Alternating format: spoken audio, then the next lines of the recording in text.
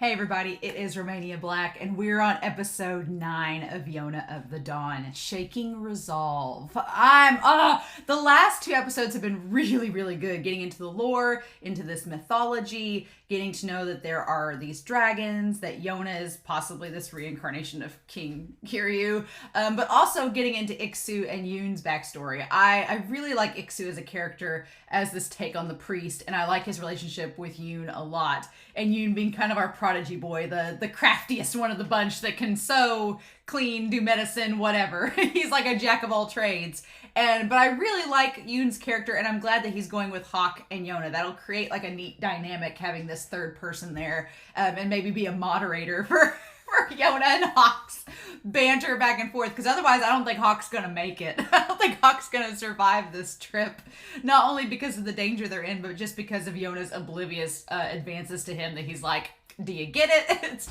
It's great. But I'm really, really excited. I'm assuming that now that the plot is picking up and that Yona's traveling with them, we're going to slowly meet more and more dragons and get them introduced, which is, it's the premise that they tease you at the beginning of the series. And so now we get it to all unfold. But honestly, I've really liked that this show has taken its time to build up to this point, that we've taken these first 8 episodes to really set up the first act, to set up in the first act our characters, Yona and Hawk, to set up the mythology, to set up the stakes, to set up Soo Won being this interesting, complex antagonist that isn't just evil. He has reasons for what he's doing. It's just those reasons he's an antagonist because they're a hindrance to our main characters and their goals. So that's really interesting. And there's still the mystery of what we don't know about Yu Hong and King Il. And so there's a lot going on. So I'm really glad that I'm reading the manga afterwards, because what I like about this anime is they're given so many episodes, but they're not rushing the plot to try to condense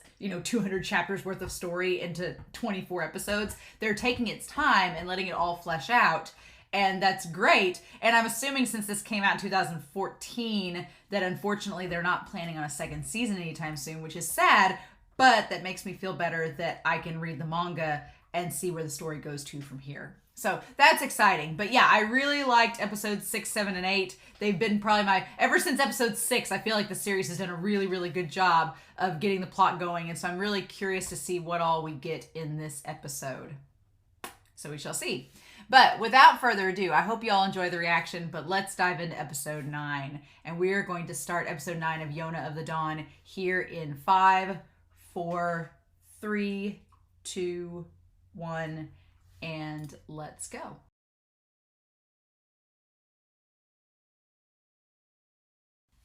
Oh my gosh. This show is so good. It's so good. I love everything that this is setting up. And it's just setting up so many different themes and elements. And it's so good. Why aren't more people watching this show? It's so damn good. So I want to go back through this because there's lots of things that are talked about in this episode. First of all, going back to the study where Soo Won is reading over all the documents. The motif of the dragon is on the door, which now that we know that there's the whole red dragon thing and the walls are red, it all makes much more sense. It's much more noticeable.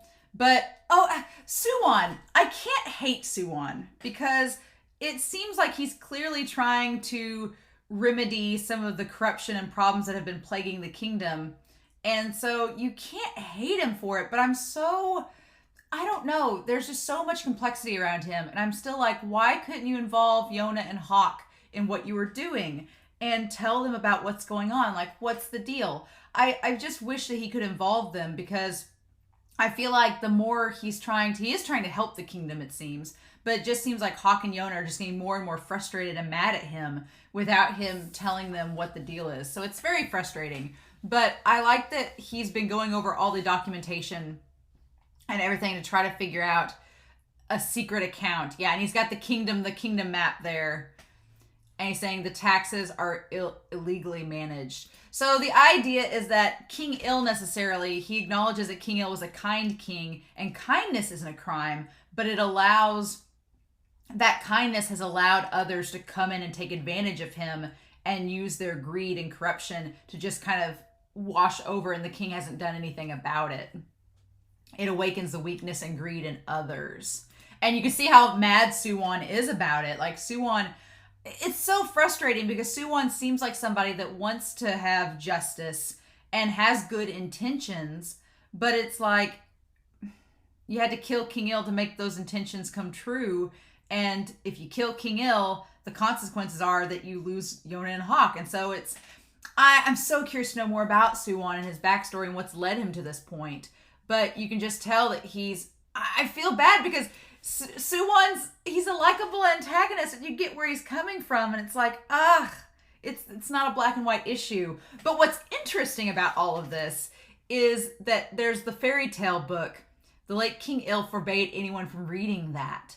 It's interesting. Why would he not want anybody to read The Legend of the Four Dragons? Possibly because maybe King Il, when Yona was born, was like, crap, we need to hide this so that people don't target my daughter. Maybe. But he says as a child, he would sneak in here and find excitement reading this book. So he's read it since he was a kid.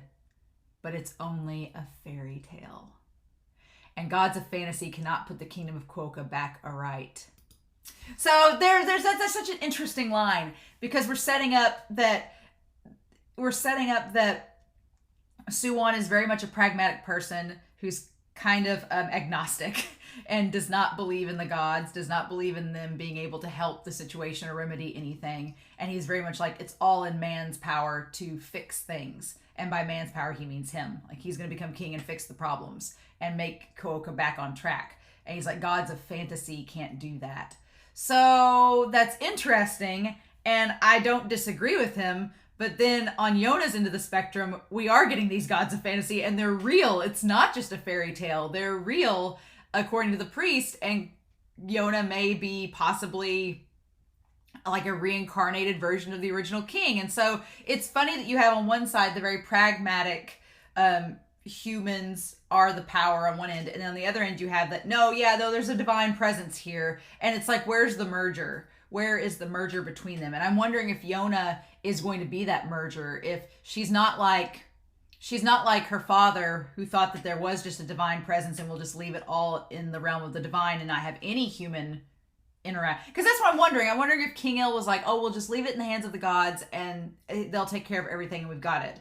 And then you've got him on that one spectrum, and you've got Soo Won on the other side of the spectrum that's like, no, there is no God, it's all man. And then maybe Yona's that middle ground being like, no, there is God, but also we have willpower to change things too. It seems like that's going to be the merger, that Yona's going to be the middle ground, where Yona acknowledges the presence of the divine and their stake in all of this, but also the power of human willpower and the change that they can make. Because we get that thing with the farmers that talk about how whoever's in power doesn't understand the working person, and it's so fittingly said right in front of Yona. So we'll need to talk about that. But I find that theme, the theme of human versus the divine and their power and stake in all of this in reality, is so fascinating.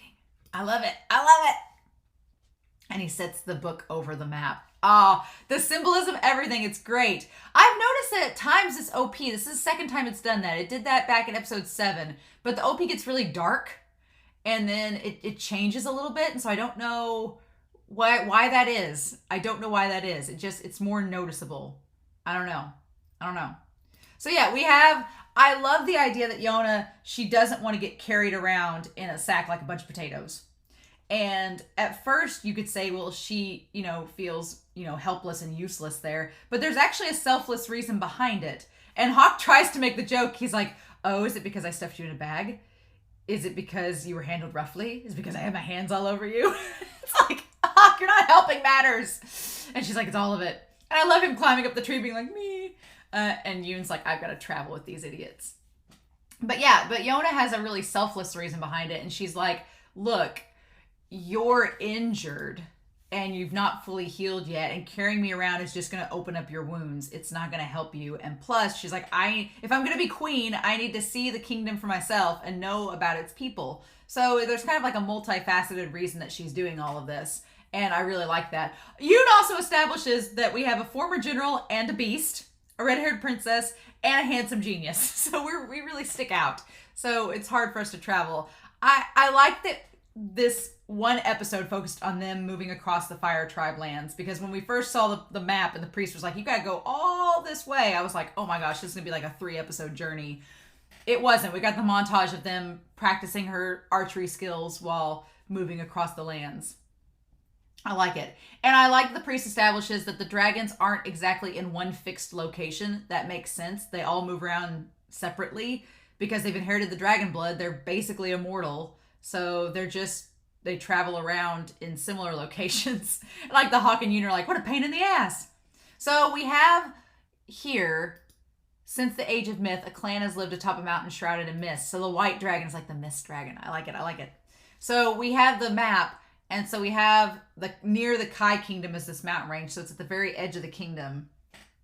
And that's where the one dragon is. I'm wondering, Fuga is where Hawk is from, is Fuga. So they've really traveled. And then we had Saika and Chishin. Interesting. So yeah, they live in secret. They're protecting the dragon's blood. Yeah, because they're like, we don't need to lose that. They never accept outsiders because they don't belong to a tribe. Okay. So yeah, and then, but Yona has the red hair, and so obviously she has like a little mythology around her too. And then I like that Yona's like, I'm going to go Bilbo Baggins and Frodo Baggins on this and record my journeys, and I'm so excited. I'm going to write a book about it. And Hawk's like, what in the world? And he's like, I love the dynamic between the three of them. It's absolutely wonderful. And I'm sure that adding these 4 dragons to the mix won't make them conspicuous at all. Not at all. Not any more than they already are. And poor Hawk. Hawk is like destined to protect her. He's like, no, I've got to protect you from harm. But also, Hawk is like, I promised the king that I would protect you from harm and make it to where you didn't have to pick up a weapon. And you get where Hawk is coming from that, because he feels like it's his duty. But also, you get where Yona's coming from in that I can't just sit here like a sitting duck and have y'all kill yourselves protecting me and not even be able to defend myself. She's like, nope, that's not going to work. Not going to work at all. But I'm curious. So here's my thing. I've been wondering this the last couple of episodes, but I'm wondering if Yona, if there's a reason King Il did not want her picking up a weapon. If there's some kind of reason to it. And I'm wondering if it relates to the red hair and the dragon, because when she gets her mindset on something, she had the fire in her eyes. She had like the fiery orbs in her eyes, and she had this like crazy willpower. I'm wondering if she learns how to use a weapon and she really intends to kill somebody, if like something activates in her and she just instantly like kills them like that. And it's like, because she did the cut on his cheek when he mentioned Soo Won. So I'm wondering if that's something that King Il, when she was born, he was like, oh, she's the reincarnated King Kiryu. And so King Kiryu might have been like a great warrior. And he's like, I don't want her to like start killing people and be like my brother, Yu Hong, who probably had like all this bloodlust as the general. He's like, I don't want her to end up like that. And it could be that that's why King Il was the way that he was. He's like, I didn't want to end up. It reminds me of Modao Zushi a little bit, where you have in Modao Zushi, there's the Ni brothers, and the elder Ni brother like became violent and aggressive, and it was like a family genetic thing. And then Huisang didn't want to fall in the same pattern, so he resorted to not using a sword at all. It reminds me of that. So it reminds me of maybe King Il didn't want Yona to pick up a weapon because he's like, she'll become a killer, and he doesn't want his daughter to go through that. So, but like she says, I'm being hunted, and if I don't take lives, I can't survive. So the circumstance is different, right? And it's kind of Yuhan's fault, or Soo Won's fault. If Soo Won hadn't have put her in this position, she wouldn't have had to have the option. She wouldn't have been made to choose whether or not to survive or kill people. Interesting. But I like that Yona gets to see the people of the kingdom who make her food and everything, and seeing that they are people. And she does a little thing where she thanks them, and Yoon notices that. Like, it almost seems like she's praying to them, but she's just thanking them for what they've done. So yeah, it's interesting. And then when they pass by the one people in the fields, they're like, oh, well, the taxes will probably decrease now that we have a new administration, a new king. And they're like, well, it doesn't matter who we get as king. They're always going to look down and not understand us as the workers, as the working class. And I'm like, Yona might be able to understand now that she's exploring the kingdom and seeing it all, right? Because they kind of established that the capital in the kingdom is like this magical place that's kind of separated from all the rest of the kingdom, where there's all the best food and all this luxury, and it's like the top 1% live there, and they're kind of in their little bubble, and they don't understand how the rest of the kingdom works. And it seems like Soo Won is trying to understand how the kingdom works, but Yona's seeing it firsthand, which is interesting. And so yeah, Hawk realizes, I wondered why he left, but we established that he lost his bow and his other weapons other than his spear, and so he's trying to find a bow in this shady bamboo hut out in the middle of the forest. Like, it reminded me of Legend of Zelda, where it's like the guy in the cave and he's like, here's some weapons. It's like, it reminded me of that. He found my glaive and my sword. That's what it is, not a spear, glaive. So then we see this sword, and I was wondering, it's a self-defense sword, small enough for a frail girl to use. He doesn't take it, but I'm like, does he or does he not? I don't need it. Protecting her is my job. Oh, and the guy's like, huh? But yeah, So I guess he didn't take the sword, but he's like, protecting her is my job. It's like, that's his duty to the king. And it's like, it's almost like his promise to King Il, like he'll protect her. And that's like granting his last wish, you know? And so the people are talking about the king, about Soo Won, saying he's quite young and handsome, but he's Yu Hong's son, right? He must be a terrifying man. So that's just adding another layer to the whole Yu Hong thing. Like in Soo Won's eyes, how Soo Won presents him as a kid, Yu Hong is really kind and this great, respectable man. But the townspeople here acknowledge that Yu Hong was terrifying. So it's his son, so he must be the same. And Soo Won is kind of terrifying in his own way. So that's interesting. I like that we're getting multiple perspectives about these characters from other angles other than just the main characters.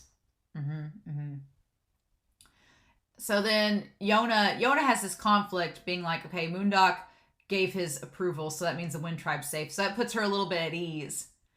But at the same time, I like the gesture of her like shaking the cup, that she's still having some like PTSD from it all, from losing her dad and for Soo Won and everything, from the betrayal, and her having the hairpin and saying that he's the king now. He's taken my late father's throne.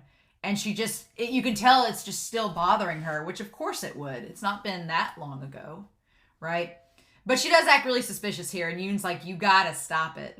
And so then, of course, the Fire Tribe's in the village now, too. That fake out with Hawk, I was like, of course that's Hawk. Come on. And saying I shouldn't have left you alone. And that really wasn't it. It was just that Yona's still struggling. Which I like that they go back to it, and he gives her a little head pat. Oh. But yeah, she's still struggling through all of this. Nothing's easy, right? And that's when she's slowly realizing, she's like, I need to be able to defend myself. And so yeah, we have the little vines and everything, and we have the townspeople talking, and they're like, no matter who rules, they'll never understand our hardship and pain. And I like Hawk looks down at Yona at that moment to see if she's listening, and she is, And Hawk watching guard. Poor Hawk, he like keeps guard all the time. Like, dude never sleeps. He's a beast, but I mean... And I like this visual metaphor of when they hide in the bushes, the Fire Tribe walks by, and you see Yoon and Hawk looking out to keep watch, and Yona's behind them, like in the shadows further, and she's like clutched in this sort of like vulnerable position. I love the visual metaphor, the visual representation of that, because it's showing that she is defenseless. Like, Yoon can probably defend himself because he says he can fire a bow. He's able to. And Hawk obviously can defend himself very well. But Yona just doesn't have any defensive skills. She's just there. So I don't blame her for wanting to learn self-defense. She's like, I'm a sitting duck. And she sees his glaive. And she's like, I need to be able to defend myself. What do I do? And so, yeah, and I like this montage of them walking and Yoon's leading and them going along their way. I like it. And, of course, Hawk standing guard. And then them traveling along the way. And then her saying that she wants to learn self-defense. And Hawk's like, that's not enough. He's like, I can teach you self-defense, but at some point, you're going to have to decide if you can kill somebody. Because these people are trying to kill her. So he's like, if I teach you, you're going to have to be able to not only defend yourself, but you may have to take a life. Can you do that? And he's like, they won't run away if you just repel an enemy. They're not just going to scurry away like an animal. You have to kill or permanently incapacitate them. Can you do that? And she's like, she goes back to when they were cornered back in episode 5. She's like, I had a sword, but I couldn't use it. She's like, I was just sitting there. She's like, if I can't kill or stand toe-to-toe with someone, then I want to be able to create an opportunity for escape. And I don't blame her for saying that. That's a good third option. She's like, I may not be able to kill somebody, but I need to be able to make an opening so I can get away. And if I can't use a weapon, I can't do that. I'm just going to be on my own. And that's not enough. And yeah, Hawk is like, self-defense swordsmanship, huh? That's not exactly right. And he's like, I'm not going to do that. He's like, no. And Yoon's like, what's our options here? And I like that he thinks about it. He's like, I'll teach you how to use a bow. It's a long range thing that'll let you, he's like, I'll fight on the front lines and I'll teach you how to use a bow from the shadows. So where you're hidden. He's like, that's the safest way you can fight back. And then that way, if you need to escape, you're far enough away that you've got a head start. That makes sense. And plus, it's a skill that she can use to not only fight, but to help them survive.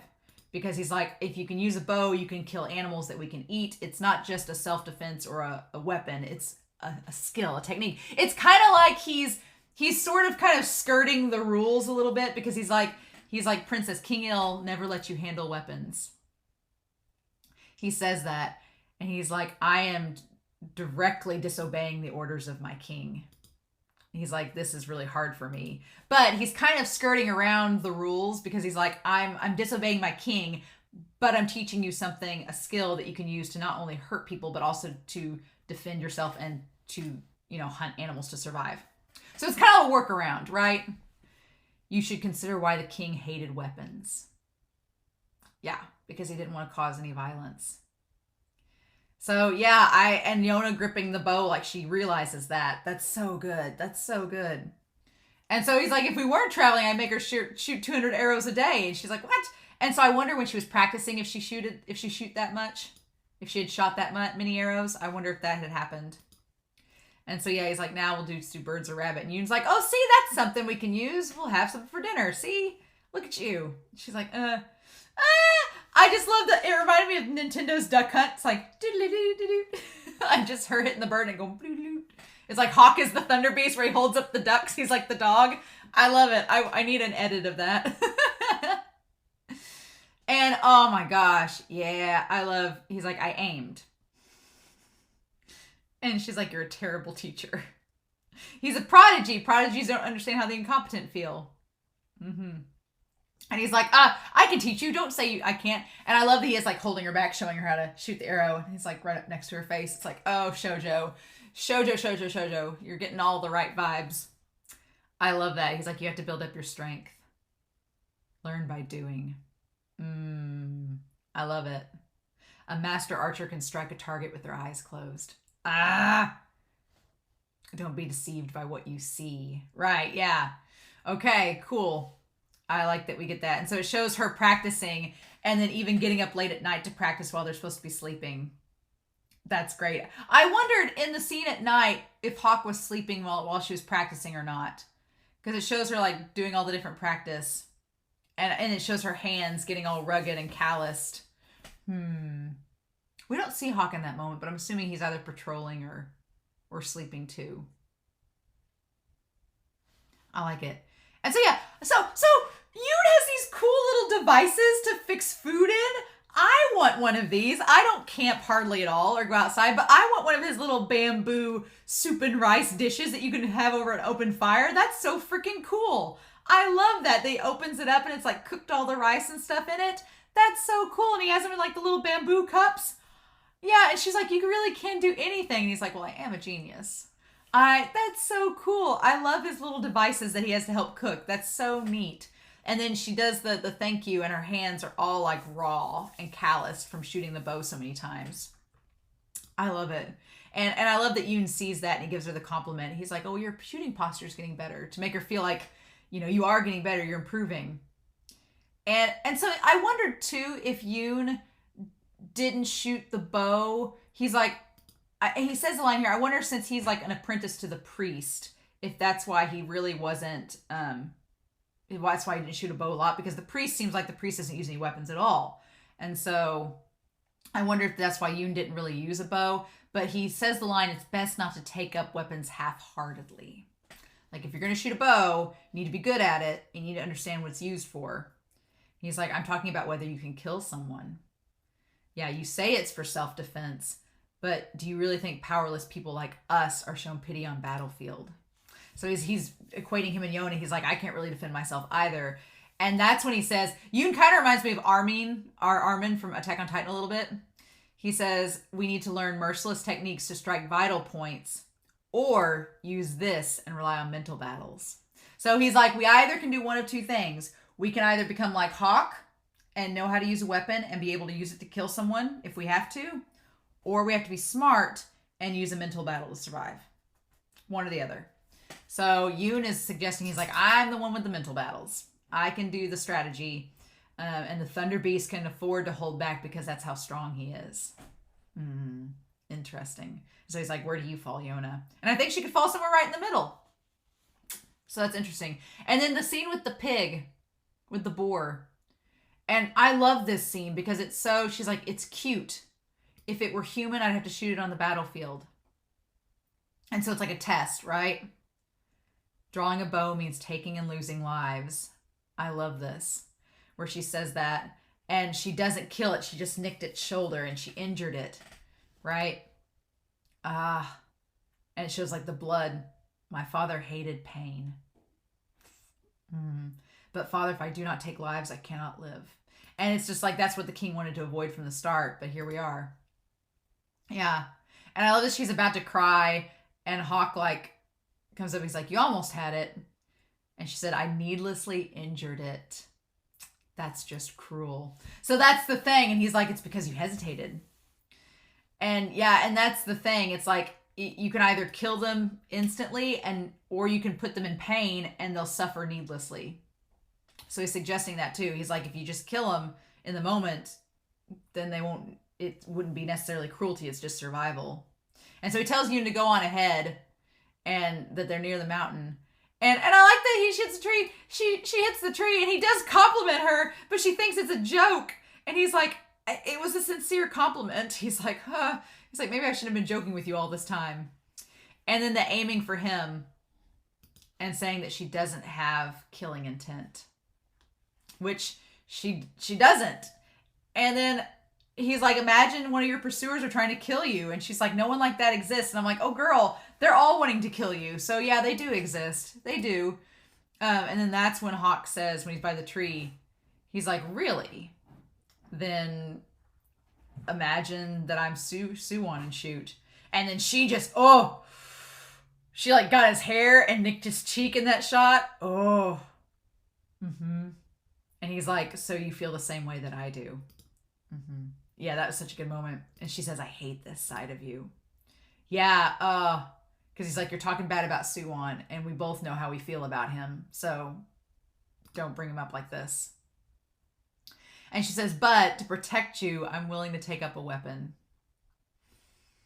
Yeah, even if it means sacrificing someone. She's like, look, I don't want to kill somebody, but I care about you a lot. And so if I have to kill somebody to save you, I will. And him just giving her the hug and kissing her forehead. Kissing the top of her head. Oh my God. He's like, don't say you'll protect me. This line where she's like, why can't I say that I'm going to protect you? He's like, don't say you'll protect me. It stirs my desire. Oh my God. And it's my job to protect you. We all need a Hawk. We all need a Hawk in our lives. I told you to think of me as a tool, not somebody that you have to worry or care about. It's like, but Hawk, you done goofed, bud. It's too late for that. He wants her to treat him like a tool, like she doesn't care about him or feel that way about him, but she does. She just doesn't quite realize what all that means. It's like, oh, honey, you don't even know. And I like that they kept a little scar on his cheek from where she shot the arrow.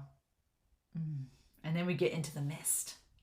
And I was really worried getting into this that we have all these mist people and they all look kind of like the white dragon. but they see the red hair. So I'm wondering if they're more like a mystical group like the priest. Maybe that's why the priest asked them to find, because I was wondering, I was like, why would you send them to go find the white dragon first, since he seems like he's the farthest away? But I wonder if the reason is, one, because they're in a more stationary location, that they're up in the mist in the mountains, so the white dragon's not as likely to travel around because he stays with this village, one. And two, these people seem more like more religious people. Like they would be more inclined to believe the priest and believe them if they said that the priest sent them. And so they're more inclined to take her in because of the red hair. Uh-huh. I love it. And then we get to this little village. It's so cute. I love the little hut that's got like the primary colors, the white and the blue and the red and the yellow. Yes, we're the guardians of the white dragon. Because they have to protect him. He's literally got the blood of a deity. Mm-hmm. And I love the village. And then there's that giant little thatched roof. And then, oh yeah, there he is. There he is. There he be. I'm so excited. But, yeah, this was so good. This episode was so good. Hawk, my dude. Hawk. It's like Hawk and Yona, you both love each other. Just admit it. But then it's a slow burn. What can we do? But I love the setup of Yona learning the bow, of the setup of Soo Won. Soo Won just trying to make the kingdom better, but it's like, I feel like the longer that they're apart from each other, the more resentment Yona and Hawk are getting for Soo Won, and they don't understand his perspective, so it's interesting. And then we're getting into we're at the far edge of the kingdom near the Kai Empire, and we're getting into this white dragon finally, so we shall see. But I hope you all enjoyed this reaction. This episode was great.